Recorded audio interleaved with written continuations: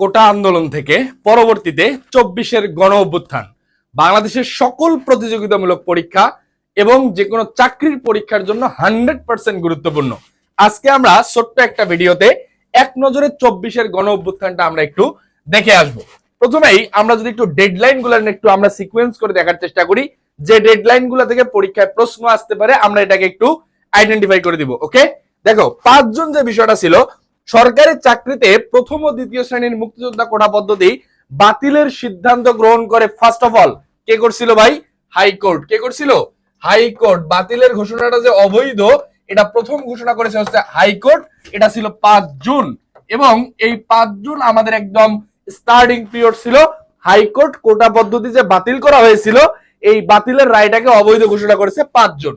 1 জুলাই, জুনের পরে 1 জুলাই কেন চলে গেল? এর মাঝে আমাদের কিন্তু একটা ঈদ ছিল।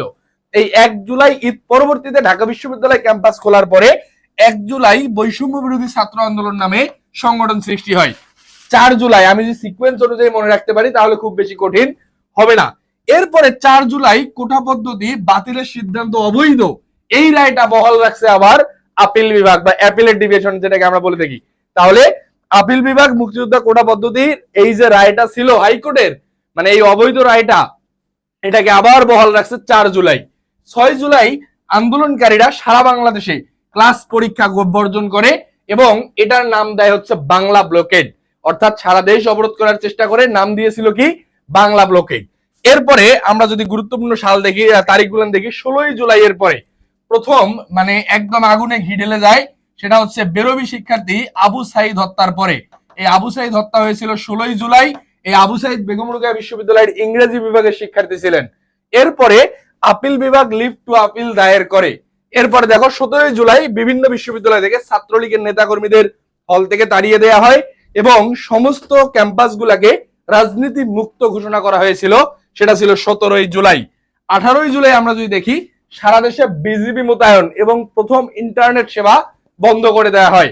সকল প্রকার মানুষকে কি এই নেটওয়ার্কের আওতা থেকে বাইরে নিয়ে যাওয়া হয়। এরপরে 19 জুলাই যদি আমরা দেখি, কমপ্লিট শাটডাউন বা সর্বাত্মক অবরোধ কর্মসূচি ঘোষণা করা হয়, সারা দেশে কারফিউ জারি করা হয়। 19 জুলাই প্রথম কারফিউ জারি হয়েছে কবে ভাই? 19 জুলাই। প্রশ্ন আসতে পারে আবু সাইদ কত তারিখে মারা গেছে? 16 জুলাই। 17 জুলাই প্রথম কি হয়েছে? সারা বাংলাদেশের সমস্ত ক্যাম্পাস গুলাকে রাজনীতি মুক্ত ঘোষণা করা হয়েছিল। ওকে, আর প্রথম ইন্টারনেট সেবা বন্ধ করে দেওয়া হয় কত তারিখে? যদি প্রশ্ন আসে সেটা হবে হচ্ছে 18 জুলাই। এরপরে আমরা দেখি 21 জুলাই আমরা গভর্নমেন্টের পক্ষ থেকে ওবায়দুল হাসানের নেতৃত্বে আপিল বিভাগের 7 জন বিচারপতির পূর্ণাঙ্গ বেঞ্চ, এটা হচ্ছে 93% মেধা কোটা, মানে মেধায় এবং 7% আমাদের কোটায় আসলে একটা সিদ্ধান্ত গ্রহণ করে কোটার পক্ষে রায় দেয়, যেখানে ছিল 93% মেধা 7% কোটা। এখানে মুক্তিযোদ্ধা কোটা ছিল 5% এবং অন্যান্য সকল মিলে ছিল 2% কোটা, কিন্তু তারপরেও শিক্ষার্থীরা আর মেনে নেয় নাই। 22 জুলাই শেখ হাসিনা কোটা সংস্কারে হাইকোর্টের নির্দেশ অনুযায়ী প্রজ্ঞাপন দিয়েছিল 22 জুলাই, কারণ এটা মন্ত্রী পরিষদ থেকে যখন যে সরকার গভর্নমেন্টের আওতায় থাকে এই সরকারকে কি অনুমোদন দিতে হয়, এই অনুমোদন দিয়েছিল হচ্ছে 22 জুলাই। কোটা সংস্কার হাইকোর্টের নির্দেশ অনুযায়ী প্রজ্ঞাপন অনুমোদন করে কত তারিখে? 22 জুলাই। 23 জুলাই গেজেট প্রকাশিত হয়। এই গেজেট প্রকাশিত হওয়াটা পরীক্ষায় খুবই আসার মতো, মানে 93% যে মেধা এবং 7% কোটা, এটার পক্ষে গেজেট প্রকাশিত হয়েছে 23 জুলাই। 27 জুলাই আন্দোলনকারীদের ধরতে বিভিন্ন এলাকায় ব্লক রেইড পরিচালিত হয়।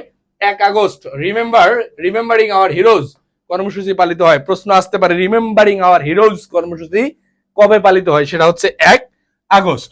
এরপরে 3 আগস্ট এক দফা, আমাদের এই এক দফা কর্মসূচিটা খুবই গুরুত্বপূর্ণ এবং এক দফার ঘোষক হচ্ছে নাহিদ ইসলাম। এক দফার ঘোষক হচ্ছে নাহিদ ইসলাম। এই এক দফা খুবই পরীক্ষায় আসার মতো। নাহিদ ইসলাম ভাই আমাদের এক দফার ঘোষক ছিলেন।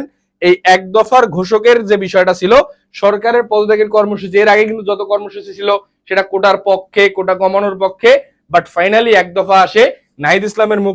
3 আগস্ট এক দফা ঘোষণার পরে আমাদের মানে কর্মসূচিটা এমন ছিল যে 5 তারিখের মানে বলা হবে 6 তারিখে মার্চ টু ঢাকা, বাট পরিবেশ পরিস্থিতি বিবেচনায় একদিন আগায় নেওয়া হয় এবং 4 আগস্টেই ঘোষণা করা হয় আন্দোলনকারীরা মার্চ টু ঢাকা কর্মসূচি ঘোষণা করে এবং সারা দেশ থেকে ঢাকামুখী মানুষ জড়ো হতে থাকে।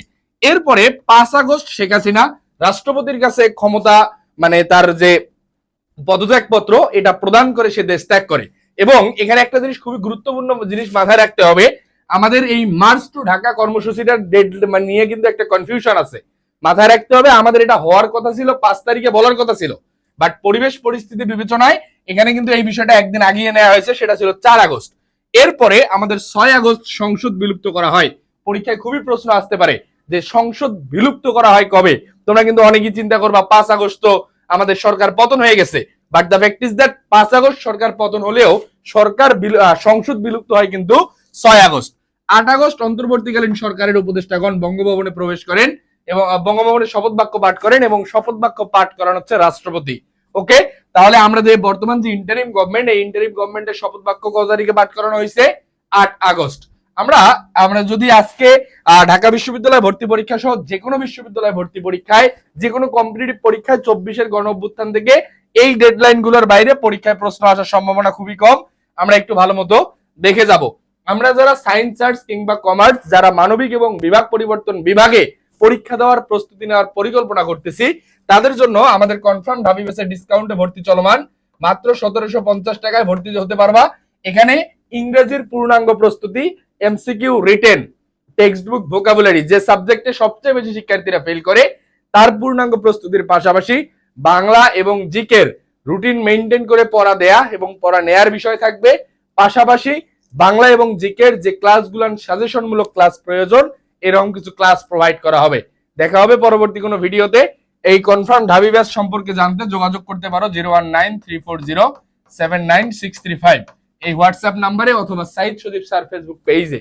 পরবর্তী কোনো ভিডিও নিয়ে আবারও হাজির হব এই প্রত্যাশায় আজকে এখানেই বিদায় নিচ্ছি। আল্লাহ হাফেজ, আসসালামু আলাইকুম।